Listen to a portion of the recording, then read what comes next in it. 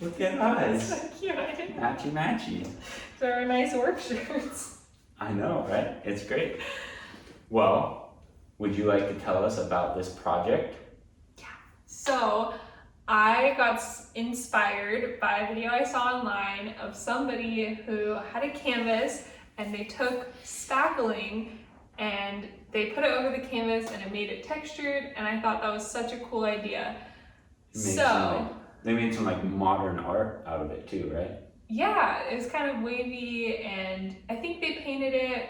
I thought it was really interesting. Our house needs more art, and I thought it would be really fun for us to be the ones who made the art for our house. And you saw another video that inspired you on the big canvas size too, right? Yes, so another video talked about measuring your walls and then multiplying it by certain numbers and seeing what the largest size, the smallest and the largest size canvas you could put up in your house.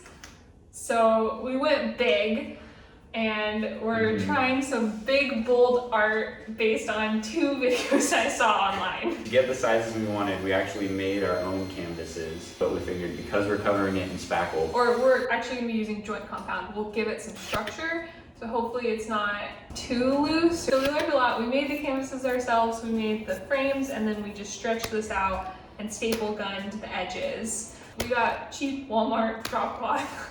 So in some places it's been stretched out a little bit. So like I said, instead of using spackling, I tried that on a previous project. I did a little tester. I should get the testers. yeah. Get those testers.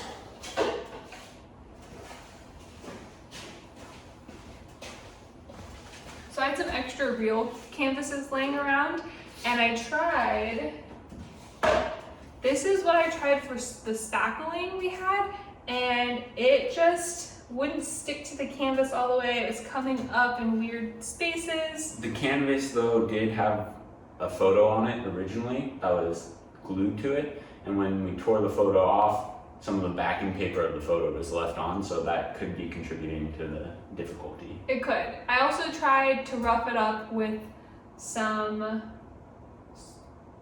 sandpaper, and it still just like didn't provide enough grip for the spackling to stay, and it took way too many coats and it's really thick and it didn't dry. So that idea was out. Instead, the second tester I tried was joint compound, which we accidentally bought way too much of. So we have a ton of joint compound, and this is what it came out with after 1 coat. I think the texture of this is really fun and interesting. It went on much thinner, much easier. So this is just one coat of the joint compound. But that's the same joint compound that we'll be using for these large canvases. So that's our plan. We'll see how it goes. Yeah. Let's get started.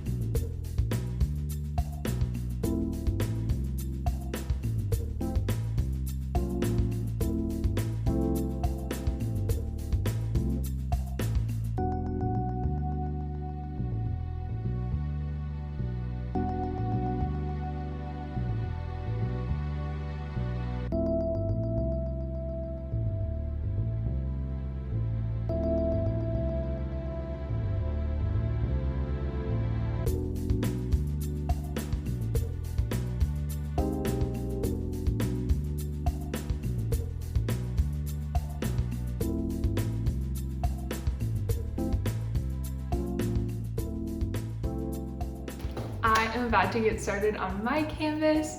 So I just left the texturing the way it was after the first time. I kind of tested some different ideas, some little squiggles on another piece of canvas.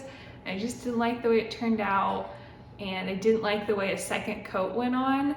So I tried to dry mine faster using a heat gun, and I think that was the wrong move because where I heated it up, it kind of cracked. So I ended up putting a very small second coat on just the places where I had cracked my canvas. And there's still a little bit of cracking, and Ford said he had cracking on his, so that just might be part of using joint compound. But hopefully it's not noticeable and it won't take away from the art at all. My plan is to use a bunch of leftover paints that we already have from around the house to paint my canvas different shades of blue, hoping that it'll break up the white and the dark on the bottom a little bit more. So I have leftover paint from the bathroom. I have this blue, which is the color that I painted our closet. So that's good. And then I grabbed another old paint that's more of a gray. I thought maybe that might be nice with the other colors just to add that same dark contrast. So my plan is to kind of sweep them on, see how they look. So we'll see.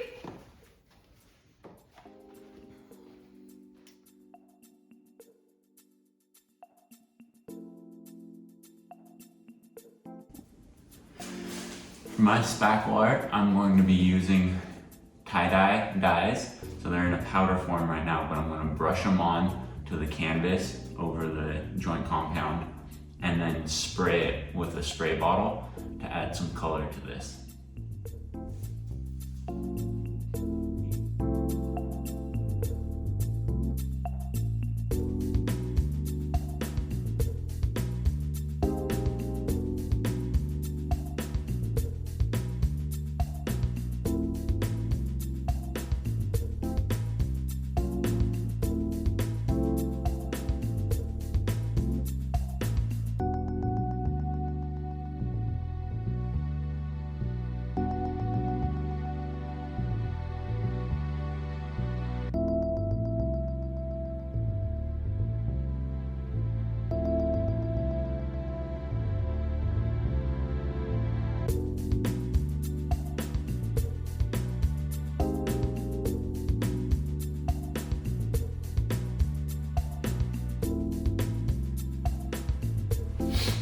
Ready? And now for the big reveal.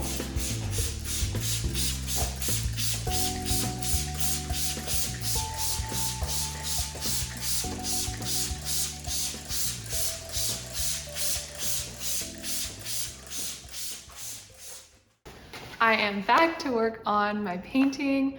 I have gotten the comments that it's two in between. It's not perfect enough or it's not messy enough. And I personally don't love how the stripes came out. They're pretty uneven. And again, like, it's all just abstract art, so it doesn't really matter, but I feel like it could be improved. So I'm gonna try to add a little more chaos to it today and see if I like that any better. And ultimately, it doesn't really matter that much. And if it's not perfect, we can still hang it up in the bathroom and work on it as inspiration comes, but hoping just to like it a little bit better by the end of this. So we'll see.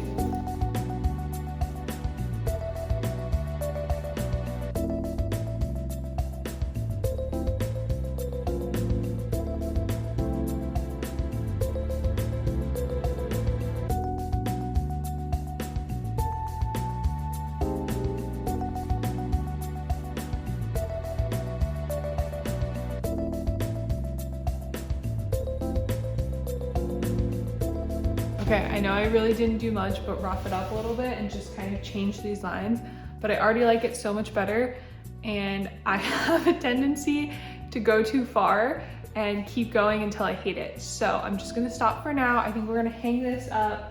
We have people coming over tomorrow, so let it sit, see how it goes over, and I can always come back and change it because we have plenty more paint.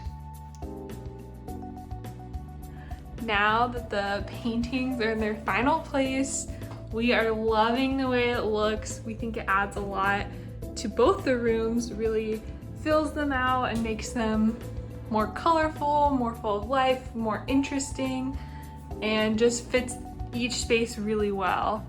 So again, we might make changes to these as we have to stare at them day in and day out and think of a better way to do them, but for now, this is what we have. And we are so happy and excited about the way they turned out.